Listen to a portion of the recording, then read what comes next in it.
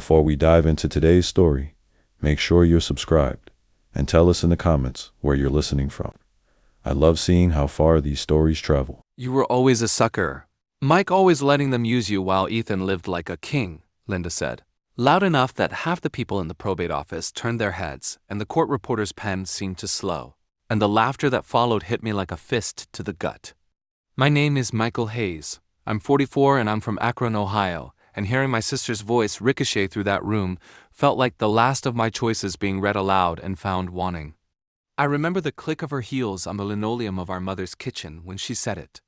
The way the fluorescent light picked up the shine on her wedding ring. The way everyone at our table, neighbors, cousins, the pastor from the church, where we'd gone for years, tilted their faces as if to ask silently, when I had stopped being a man and started being a charity. That night began in a small, ordinary way. Mashed potatoes cooling on paper plates, a bowl of canned cranberry sauce, sliced like a sad red moon. The TV murmuring a football game in the other room, and me pouring more coffee because my hands have always moved that way by habit, by muscle memory, by the stubbornness that kept me from saying what I felt until it was almost too late. The humiliation didn't land like a single event. It threaded itself through years like a burr caught in wool. A joke at a holiday dinner, a sideways comment at a school play, a phrase couched in concern that always slipped into, "You're so giving, Mike," as if giving were a disease instead of what I'd done because I loved my parents. My father, Walter Hayes, had been a lineman for the city until his knees gave out. My mother, Dorothy, had taught first grade until her voice faded from the chalk dust. They raised 2 boys in a duplex on the east side. Ethan, the younger, who learned how to charm his way out of trouble and into someone else's pocket, and me, the older, who learned how to patch a roof with a borrowed ladder and take a second job when the mortgage notice came. The town knew us, or thought it did, the man with the steady hands and the younger son who always seemed to have a new car. Nobody saw the nights I slept on their couch because they couldn't climb the stairs. Nobody saw the letters I paid to the hospital that arrived with quiet slits at the edges. Nobody remembered the auditions I gave up when my father fell and needed me to drive him to the VA, or the art classes I stopped teaching myself because Mom's vasculitis flared in the spring and she couldn't make a casserole without a helper. I had dreams once, small, stubborn things. To open a small carpentry shop, to paint again, to stop waking at 3 in the morning and checking the thermostat because I could not stand the thought of them freezing in their beds. But those were not public dreams. They were the soft things a man hides in his shirt pocket and refuses to show until it's time. Instead, I became the quiet engine of our family. The one who would answer calls at midnight when a neighbor complained about the roof over Walter's head. The one who learned how to talk to doctors without flinching. The one who painted the porch every spring because it made my mother smile. There is an economy to small sacrifices. Each one costs little, and because they are tiny they compound into something enormous. And by the time anyone notices the ledger, it is filled with ink I cannot change. That ledger is what everybody misread as weakness. It is what my brother, Ethan-30-6, smooth-tongued, a high school baseball star turned gambling apprentice, turned entrepreneur of questionable enterprises, called enabling at family barbecues while he balanced a beer and a grin. He would come by with his girlfriend, Mia Reynolds, and talk about his latest plan like a televangelist raising funds. "This is the year, Mike," he'd say, clapping me on the shoulder with just enough force to pretend intimacy. The first time I realized that generosity would be weaponized, it was subtle. A plate slid away from me at a reunion so Ethan could have another helping. An old friend who used to meet me for coffee offered sympathy at a funeral, and then, the next week, a job to Ethan's assistant because he's so ambitious. The slights stacked like unread mail, each one a paper cut until my skin learned to swell and scar. I paid their bills, electricity, insulin, the squeaky New Deal van that had carried us all to church and to the hospital because the bills existed and because nobody else would. Dorothy's handwriting in those last years was thin and wavering. Walter's temper softened into a man's loneliness. The house on Maple Street sagged only slightly under the weight of decades, and the potted ferns on the porch made it look loved. My family called it charity. My friends called it saintliness. My sister called it foolishness. When the first letter came in a state attorney's envelope with the county seal, I felt something like dread, and something like the relief of a winter coat that finally finds a hanger. They were both dead by then, and the funeral had been small because we were practical people. We did not believe in pageantry when there were bills to be paid. The will reading was scheduled, and I agreed to be there because I thought I ought to sit in the room where my mother's voice would be converted into numbers and instructions. I thought for sure there would be cups of coffee and nods and a distribution that made sense, the tangible fruit of years of caretaking. I did not expect the courtroom to feel like a theater, or Linda's voice to slice open the air with a spiteful practicedness. I did not expect their laughter when the lawyer said the house, the life savings, the vintage watch that had been waltzed to wear at church would go to Ethan. Dad wanted it that way, the lawyer said, even as the gasps rose. Dorothy asked, and he read in that diluted, careful cadence that makes everything sound like an exhibit, and Linda's laughter pushed me forward like a shove. In that moment, their faces narrowed into caricatures I had known for myself. My mother, generous in life, and it seemed, in death. My father, still fond of his youngest. A family that had learned to value the spectacle of a golden child. Ethan smiled like someone who had always been forgiven for every misstep. I felt the room tilt under me and the bile of 1,000 dinners rise, but I kept my hands folded on my knees because there's a muscle in your chest that learns to hold you upright when your world wants to collapse. The first act of the betrayal was the will. The second was the town. People started to look at me as if I had bargained for less. Why didn't you contest it? My cousin Ben asked later at the bar, as if contesting was a small thing like choosing a different beer. You did everything, said the pastor, twisting his ring. You should be proud. Proud at the time felt like a clean word I could wear like armor, but ordinary people do not see how pride and humiliation are braided together. They will applaud the sacrifice, but then treat the sacrificer as a relic, something worth honoring at a church service, and then forgetting to call during the week. The descent of respect into contempt is not a sudden drop. It is a slow erosion, a joke here, a forgotten birthday there, a casual mention of letting kids be kids, which in our town meant letting Ethan's charm excuse his irresponsibility. I remember the night I packed a box from Mom's kitchen, the one with the hand-painted bowl she had used at every holiday. It fit into my car next to a toolbox and a stack of unpaid invoices. I did not fight, because fighting felt like the wrong currency. What could I have gained beyond some brittle satisfaction? I walked away because there is dignity in refusing to grovel, and sometimes dignity must be paid in silence. Walking away looked to everyone else like defeat. To me, it felt like buying a future with a check I had written to myself, post-dated, uncertain, but mine. I sold the house on Maple Street a year later, quietly listing it as well-maintained, sentimental reasons for selling in the paper classifieds, and Ethan posted photos of a victory party on social media, as if the house and its keys were trophies already his. He went on a spree. A new truck, a rehabbed storefront for a startup that had more photos than customers, rings for girlfriends who came and went. He invested in things he didn't understand, trusting the charm he used to talk his way into credit lines and favors. The town cheered at first because the golden child was golden, and people like a narrative that rewards swagger. Meanwhile, I moved into a small apartment 3 blocks from the river, took a contract with a commercial contractor who needed a reliable foreman, and began to climb in the way people who do the slow, steady work can. Measured hours, after-hours side jobs, a reputation that spreads without the need for social media storms. I thought of them often, Dorothy's thin smile, Walt's secret hum of a hymn at night, and though the grief was sharp, grief has a way of becoming a tool when you let it. I taught myself new trades, bargaining with sweat where I had once offered charity. I learned bookkeeping out of necessity. I painted in stolen hours because art had been the one thing that once made my bones remember their boyhood. 6 years passed with the slow steadiness of seasons. The town's attention turned to other fireworks. A police chief's retirement, a school bond measure, a new bakery down on Main. Ethan's parties kept getting bigger and emptier. When the economy wobbled, his investments trembled. When one of his business partners turned out to be less partner than predator, the house's equity evaporated. It happens in increments and then in a rush. 1 repo notice, 2 bounced checks, a lien filed by a contractor who had done trusses and never gotten paid. Public failure has its own smell. It is bright and sharp and communal. People gather and point and say, "We told you so," because a narrative with a moral is satisfying even if it is cruel. By then, my life had a different geometry. My hands were calloused where the work had touched them, and my savings, small at first, had grown from the careful work of a man who had learned to price the real value of labor.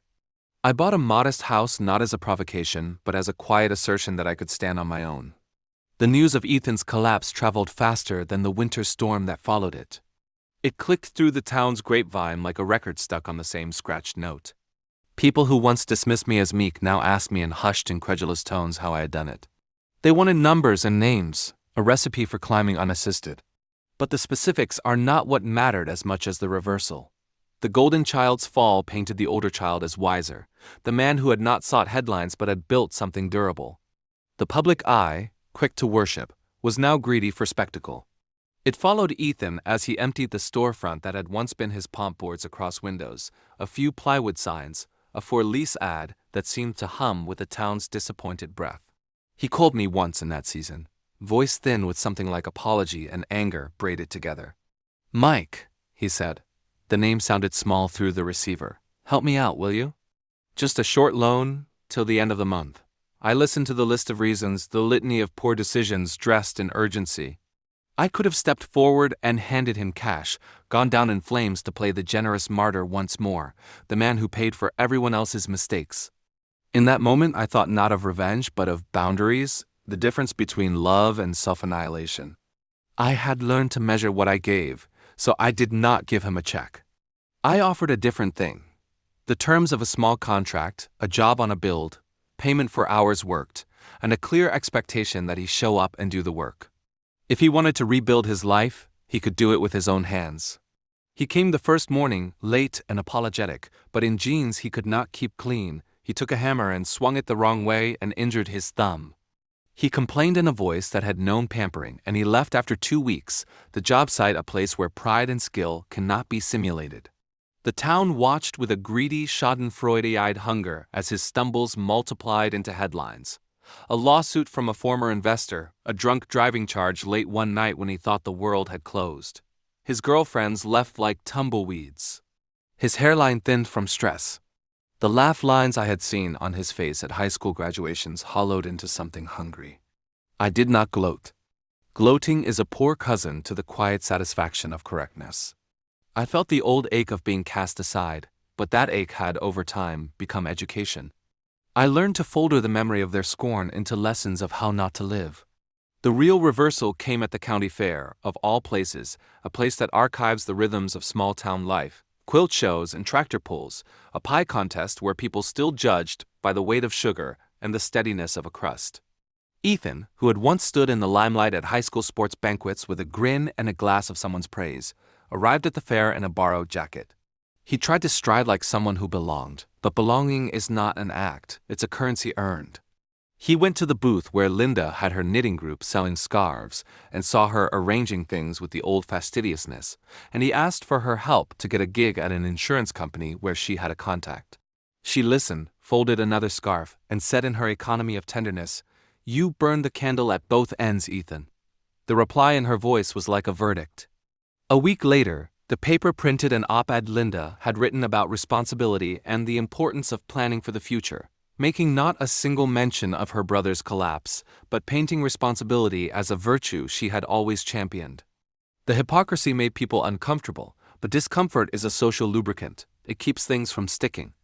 The real humiliation for the family came not in a single newsroom's blare, but in the slow public unraveling of the things Ethan had flaunted. Repossessed vehicles parked like abandoned beasts outside the house on Maple Street.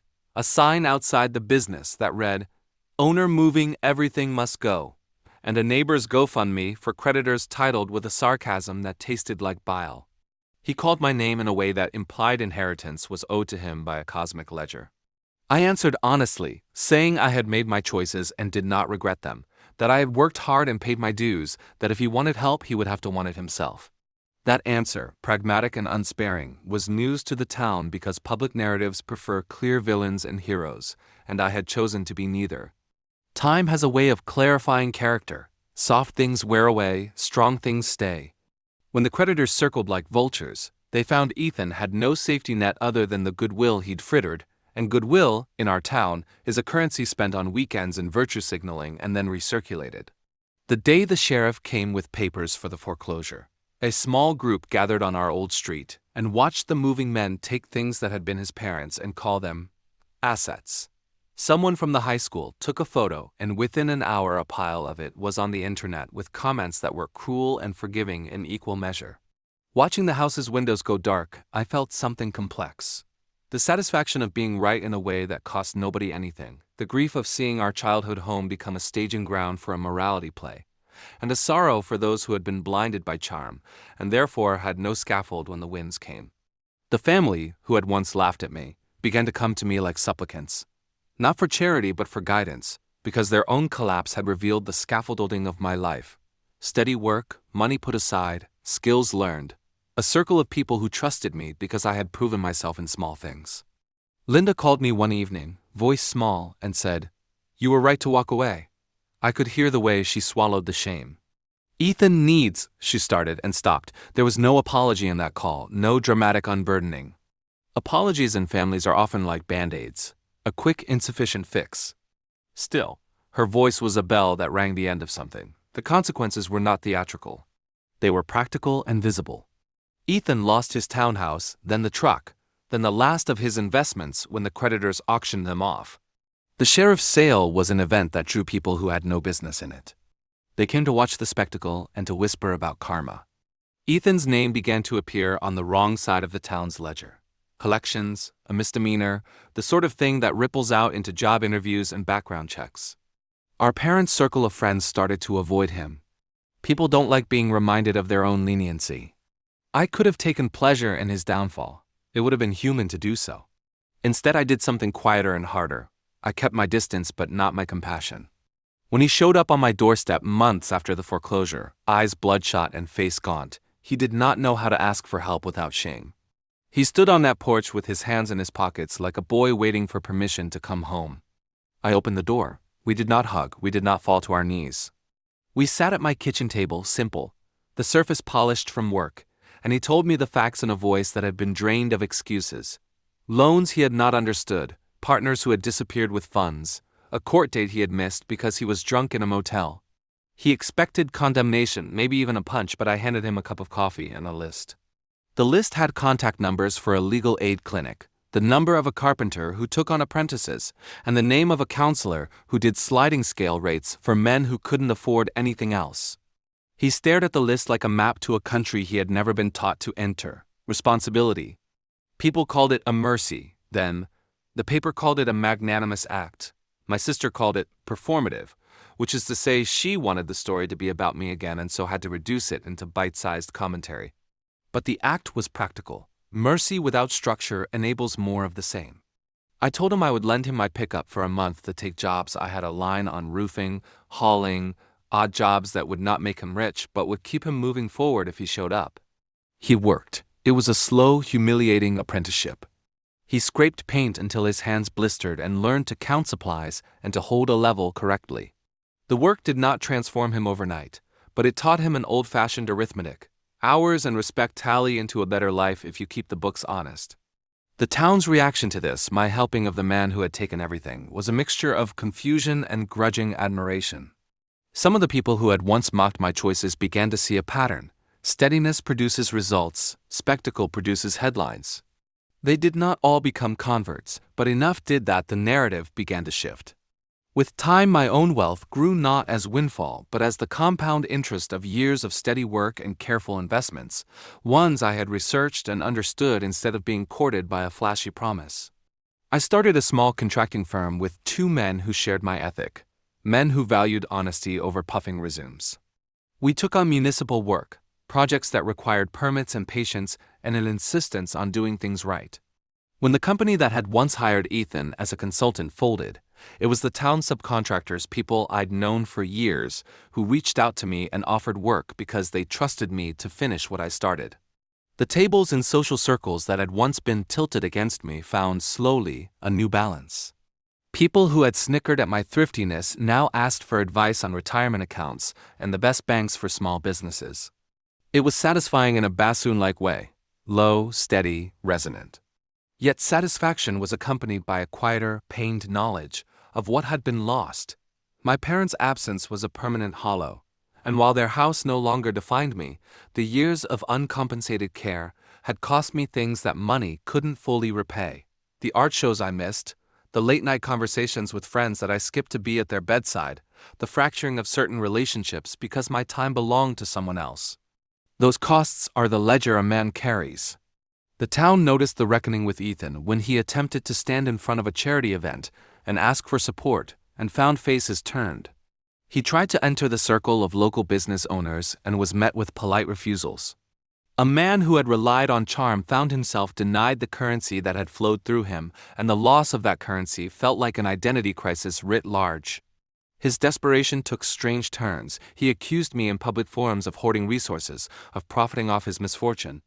The accusation was false, and I could have litigated it, torn him down with lawyers and affidavits. But litigation is theater, and I'm not an actor. I chose instead to continue the work.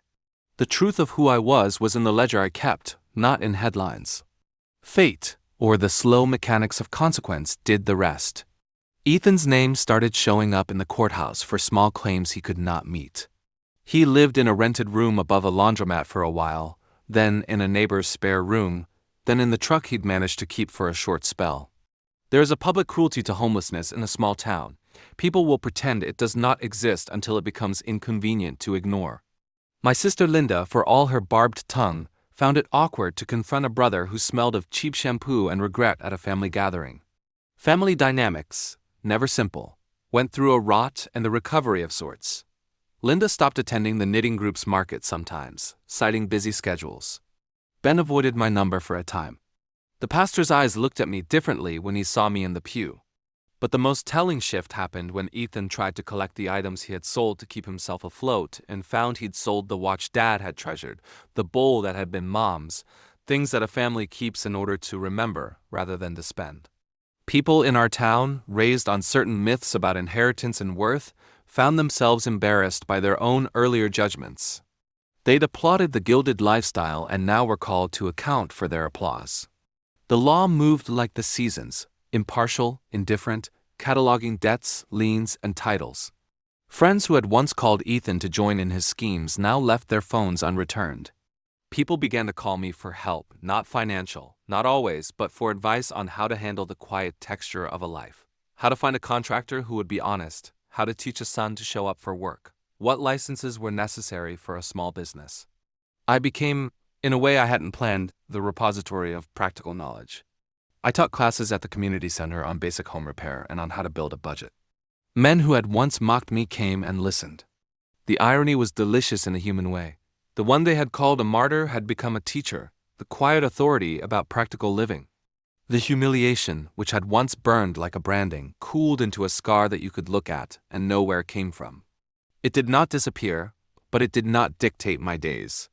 There were moments of temptation, small and fierce, when I imagined calling those who had laughed and telling them the truth in a voice that would make their forks go still.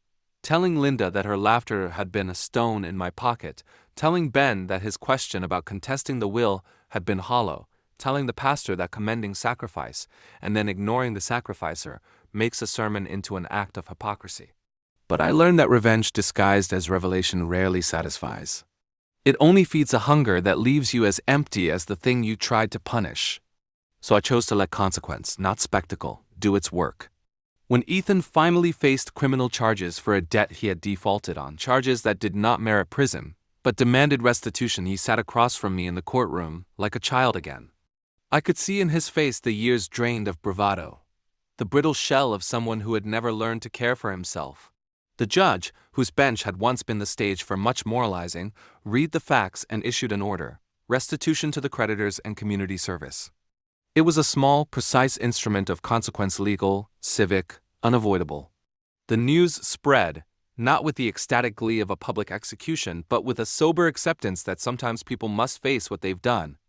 Ethan did his hours, hauling debris and painting fences, and learning to be on time. There were no parades when he finished. Progress is not always spectacular. But when he appeared at the community center after his last shift, hands still rough, he nodded to me with something that could not be mistaken for entitlement. The apology that followed was clumsy but real.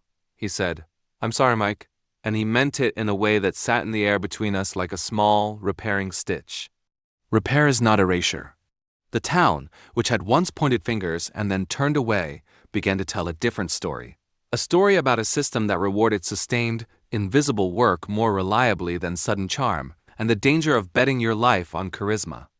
People who had once judged us both learned slowly to talk about the things they'd missed, the quiet acts of care, the unglamorous work of paying bills and showing up. My life, while steadier, was not unscarred. I woke some nights thinking of the years that could not be recouped, an opening at a small gallery where I might have shown a painting, a lecture I might have given on the history of local architecture, a friendship that had thinned because I had been unavailable. Scar tissue keeps a body together, but it also shows what has been done to it. I accepted that there would always be poets who romanticize sacrifice and critics who mock it, and I decided I would take neither praise nor insult as my lodestar. What surprised me most through those years was not the fall of Ethan or the shifting of public opinion, but the way our community stitched itself together afterward. Neighbors who had been polite but distant began to exchange tools more readily. Someone taught a class on financial literacy at the library, inspired by our story. Linda, in a small and mortal way, began to attend more of the community center's programs and over time volunteered at the knitting group where once she'd sold scarves. It was not repentance, exactly. It was not theater. It was the slow accrual of better choices. The ultimate undeniable consequence for Ethan came when he was invited to speak at a small support group for men who had experienced ruin and recovery. He spoke haltingly about the money, the parties, the shame, and then he looked at the faces in the room, some empty, some full, and said, "I was a thief of my own life." The line landed like a confession you do not expect. It cut the room into something honest. He did not regain everything. Some things cannot be refolded into existence. But he began to hold a different kind of life, one where work and honesty were currency and where a few small relationships had been mended by humility. Meanwhile, my company kept growing slowly and correctly. Municipal contracts for a new footbridge, a school renovation that would last decades, a row of houses where families could plant their own ferns. I hired men who had been overlooked, including a vet who'd come back from a deployment and needed steady hours, and an immigrant family that taught me how to frame windows with better efficiency. There was no ostentatious vindication, no lavish dinners for the town hall to gawk at, but there was a sense that my life had been rebuilt on a foundation that would not be subject to a headline or a gossip column. The final humiliation that had cut me raw the will, the laughter, the insinuation that my sacrifice had been a vice rather than a virtue, had been replaced by something quieter: proof. Proof is a humble thing. It is found in balance sheets and in contracts fulfilled on time, in employees who call you because they trust you'll pick up their calls, in artists who ask you to sponsor a small gallery for children. It is not the sort of thing that makes for viral content. It is boring and lasting. The family, forced by public scrutiny and by the plain weight of things, had to face the bitter truth. The one they'd cast aside had become the one who could care for himself, and so the social order rearranged itself to accommodate the evidence. They swallowed their pride like bad medicine. Ethan, who once believed the world owed him, learned instead the small and unglamorous arithmetic of labor repaying for bills, and in that ledger he found the only thing that would not betray him: his own diligence. The last time I saw Linda, she was handing me a wrapped dish, one of my mother's casserole pans, now stripped and scrubbed, a piece of family remade for new use, and she did not laugh when she said, "You did what needed to be done, Mike." Her voice had the softness of someone who had learned a lesson without announcing it to the world. She did not ask for forgiveness for her earlier cruelty, and I did not demand it. Certain conversations happen in the space where time and humility meet. We made tea and sat on the porch of my house as dusk set the sky on fire, and we watched the neighbors' kids play in the yard where once we had thrown a ball. Life, more than any speech or court ruling, has a way of balancing accounts by degrees. The revenge that some people imagine is a pyrotechnic unmasking, a theatrical reveal that leaves the villain on their knees. What happened to Ethan was simpler and harder. He lost the insurance policy of charm and had to learn how to be useful. That more than any public humiliation repaired the scales. You don't earn dignity by pointing at someone else's fall. You earn it by standing steady when the weather of fortune changes. My scars remain as they always will, small reminders of choices made out of love and consequence, but the final knot of the story is not one of triumphal gloating. It is of a man who learned the difference between enabling and supporting, who learned to set boundaries, and who learned that sometimes walking away is not surrender, but preservation. The townspeople learned, in their slow way, that applause for spectacle is a poor currency when the bills come due, and that steady work builds a bridge no mouthy sermon can burn. In the end, the betrayals were visible and the consequences indisputable. Ethan had to face the ruin his recklessness caused. Linda had to live with the knowledge of her laugh, and the community had to face its role in elevating the golden child without holding him accountable. I walked away scarred, yes, but with my dignity lodged like a hard-won coin in my pocket, with a house where ferns could thrive, and a business that paid its workers on time, and with the quiet knowledge that the person who had been beneath the laughter was the one who had, in the long and patient accounting of life, built something that lasted. You cannot make a man's life into a moral play and expect it to end in a neat bow. The truth is messy and expensive, and often comes slowly. I tell you this not to relish vengeance, but to hand you a blunt instrument of advice. If you give yourself away, do it because you choose to, not because you are asked by people who will celebrate you for it and then forget you when the cameras leave. Betrayal leaves scars, but sometimes it also leaves lessons. What lesson did this story leave with you? Share it in the comments, and let's see how many of us have walked through the same kind of fire. And if you want more stories like this, make sure you're subscribed so you never miss the next one.